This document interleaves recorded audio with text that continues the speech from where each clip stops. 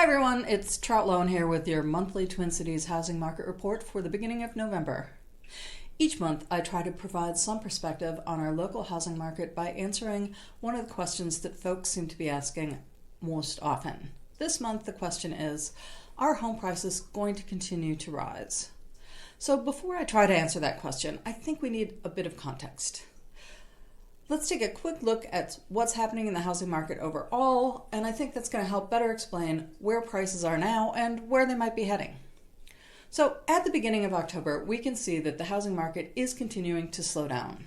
Now, some of that is seasonal, but as the Federal Reserve Board continues to push up interest rates, it's having sort of the opposite effect on the buyer's market. Now, the average rate on a 30-year fixed mortgage was above 7% when I checked this morning, and that is 4 percentage points above where it was last year at this time. So, yeah, you can understand the sticker shock. So as the Fed pushes up rates, what we see is a comparable slowdown in the buyer activity as buyers see their buying power erode. Now, at the same time, the number of new home listings in the Twin Cities metro continues to lag well below 2020 and 2021 levels. So what we have here is something of a standoff. Sellers don't want to sell, and buyers don't want to buy. Now, that said, and this is where it gets interesting, the number of active listings for sale in the 7-county metro at the end of October, that means the homes that a buyer could go out and make an offer on today, is actually higher than it was last year or in 2020. So how can that be? Well, it really comes down to the drop in buyer activity. With fewer buyers in the market, homes listed for sale are staying on the market longer. The average days on market, that's the time between when you list your home for sale and you accept an offer, has jumped from 24 days last year to 32 days this year.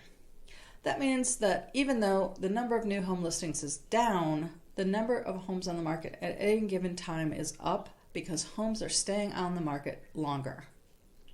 So now let's get back to that question I posed at the beginning of the video. Are home prices continuing to rise? The answer to that question, like so many things in real estate these days, is, well, yes and no.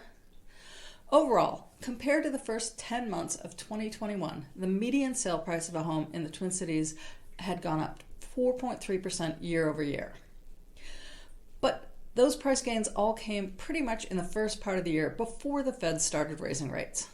So if you look at the trend in median home prices since, say, June, what we see is a decrease in the median price of homes by 6.5%.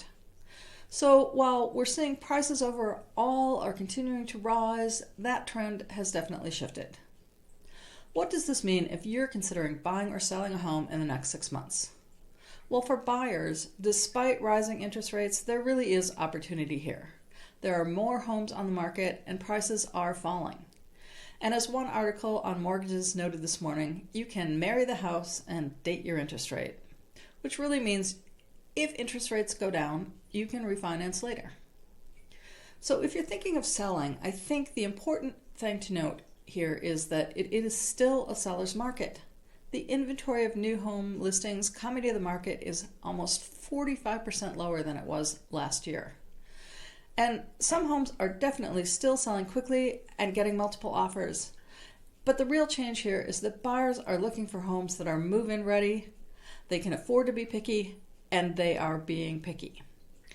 So if this video has been helpful to you, I hope you'll go ahead and hit that like button. And don't forget to check out my other videos on this channel. As always, if you have questions about the market or questions about buying or selling, please call, text, or email me. I'm here to help. Thanks for watching, and I'll see you next month.